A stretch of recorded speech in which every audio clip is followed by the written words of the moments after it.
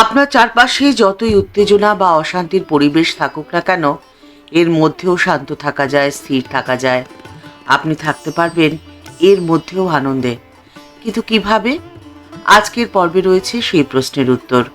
পর্বটি শেষ পর্যন্ত দেখুন, আশা করি আপনার ভালো লাগবে।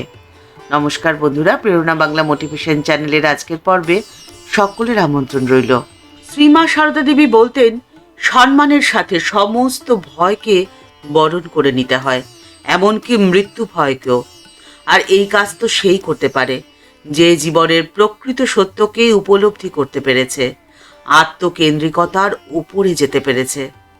আমরা তো আমাদের দেহটাকেই আমি বলে মনে করি, কিন্তু বাস্তবে তো তা নয়। দেহের ওপরে আছে মন, আর তার উপরে আছে বুদ্ধি, আর বুদ্ধির ওপরে আছে আত্মা। মন যখন কোনো উচ্চ চিন্তা বা স্বরূপকে চিন্তার অভ্যাস করে, তখনই দেহ সর্বস্বতা থেকে তার উত্তরণ ঘটে, জীবনে সত্যিকারের আনন্দের সন্ধান পায়। আর তখনই সে সমস্ত ভয়কে জয় করতে পারে, এমনকি পরম ভয় মৃত্যু ভয়কেও। কিসের ভয়? কেন ভয়? কাকে ভয়? এই প্রশ্ন তাকে তাড়া করে বেড়ায়। আর সমস্ত ভয়কে জয় করে সে আনন্দকে বরণ করে নেয়। ঠাকুরের আদরের নরেন স্বামী বিবেকানন্দ, যিনি ঠাকুরের ভাব ও আদর্শকে সারা বিশ্বে প্রচার করেছেন। তিনি বলছেন বিশ্ব ঐক্যবাদ তত্ত্বের কথা। তিনি বলছেন যে বিশ্ব ঐক্যবাদ তত্ত্বের মধ্যে দিয়েই মানুষ সব সময় খুশি থাকতে পারে, আনন্দে থাকতে পারে।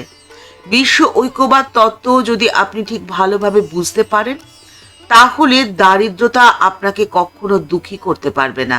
আপনার চারিদিকে যতই সমস্যা থাকুক না কেন, এর মধ্যেও আপনি খুব আনন্দে থাকতে পারবেন। স্বামীজি বলছেন যে আর্থিক দারিদ্রতা সবসময় অন্তরের দারিদ্রতাকে বোঝায় না। আবার কেউ যদি খুব সমৃদ্ধশালী হয় বাইরের দিক থেকে, তাহলে সে যে অন্তরের দিক থেকেও সমৃদ্ধশালী, সুখী, আনন্দিত হবে, এমনটাও নয়। এই কথাটি স্বামীজি বলেছিলেন ভারত ভ্রমণ শেষ করে পশ্চিমে যাওয়ার পরে। তিনি পায়ে হেঁটে ঘুরে বেরিয়েছিলেন ভারতবর্ষের প্রত্যন্ত গ্রাম। সেখানে স্বামীজি উপলব্ধি করেছিলেন যে যাদের পেটে এক মুঠো ভাত নেই, তারাও কি ভীষণভাবে অন্তরের দিক থেকে সমৃদ্ধশালী। আবার ঠিক উল্টো ছবি দেখেছিলেন পশ্চিমের দেশ আমেরিকায়। তিনি দেখেছিলেন যে তারা বাইরের দিক থেকে অনেক বেশি সমৃদ্ধশালী, তাদের আর্থিক কোনো অসুবিধে নেই, কিন্তু তারা অন্তরের দিক থেকে বড় দুর্বল, বড় কষ্টে রয়েছে। খ্রিস্টান মিশনারিদের পাপবাদ, তুমি পাপী তাই এই পৃথিবীতে তোমার জন্ম হয়েছে, এই মনোভাব তাদের অস্তিত্বে মজ্জায় এমনভাবে মিলেমিশে রয়েছে যে তারা কোনোভাবেই নিজেদেরকে আনন্দে রাখতে পারে না। তখন স্বামীজি বললেন যে আপনার মধ্যে যে শক্তি বা আপনার মধ্যে যে জ্ঞান রয়েছে, সেই জ্ঞানকে আপনি ব্যবহার করতে পারেন দুভাবে। প্রথম, সেই জ্ঞানকে আপনি ব্যবহার করতে পারেন ধ্বংসাত্মকভাবে, আর দ্বিতীয় হলো গঠনমূলকভাবে। আপনি যদি সেই জ্ঞান বা সেই শক্তি গঠনমূলকভাবে ব্যবহার করেন, তাহলে তা আপনাকে শক্তি, ভালোবাসা, আনন্দ, শান্তি দেবে। কিন্তু সেই জ্ঞানের ব্যবহার বা সেই শক্তির ব্যবহার যদি ধ্বংসাত্মক হয়, তাহলে সেখান থেকেই তো আসে অপূর্ণতা, মৃত্যু, হিংসা, এই সমস্ত ধ্বংসাত্মক রূপ। এই জ্ঞানকে আপনি কিভাবে ব্যবহার করবেন, সেই সিদ্ধান্ত সম্পূর্ণ আপনার নিজস্ব। কিন্তু আপনি এই সিদ্ধান্তটি নেবেন কিভাবে?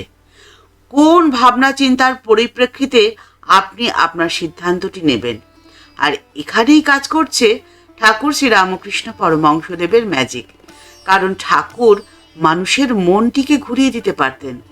মনের ভাবনা চিন্তাকে আমূল বদলে ফেলার ক্ষমতা ছিল ঠাকুরের। পরম পুরুষ ঠাকুর শ্রী রামকৃষ্ণ পরমহংসদেব ছিলেন মানুষ তৈরির কারিগর, আর ঠাকুরের ভাব এবং আদর্শকেই প্রচার করছেন স্বামীজি।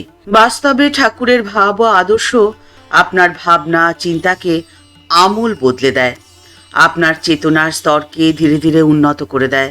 আপনার আধ্যাত্মিক বিকাশ বা চৈতন্য স্তর যত উচ্চতম হবে, ততই আপনি সঠিক সিদ্ধান্ত নিতে পারবেন। ঠাকুর বলেছিলেন, কাঁচা আমি থেকে পাকা আমিতে নিজেকে উন্নত করো। মানবিক চেতনা যদি সংবেদনশীল স্তরে কাজ করে, তাহলেই আপনার কাঁচা আমি বদলে যাবে পাকা আমিতে। আর তখন এক অপূর্ব জ্যোতি নির্গত হবে আপনার অন্তর থেকে। আর এই অনুভবই আপনাকে মানব স্তর থেকে দৈবী স্তরে পৌঁছে দেবে।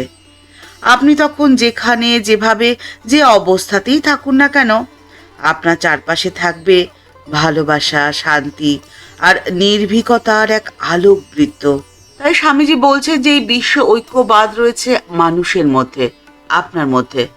আপনার সামান্য প্রচেষ্টা, ক্ষুদ্র প্রচেষ্টা, তাতেই সেই জ্যোতি ধীরে ধীরে শক্তি আর পুষ্টি লাভ করবে আর আপনার চেতনার জাগরণ ঘটাবে, যার ফলে সবটাই পজিটিভ। আপনার চারপাশে আপনি যা দেখবেন তার মধ্যে আপনি কোনো নেগেটিভিটি খুঁজেই পাবেন না।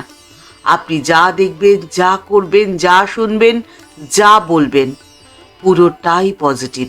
আর তখন আপনার চারপাশের অস্থিরতা আপনাকে অস্থির করবে না। চারপাশে যে যতই মিথ্যাচার করুক না কেন, আপনি সেই মিথ্যাচারের জালে কখনো ঢুকে যাবেন না।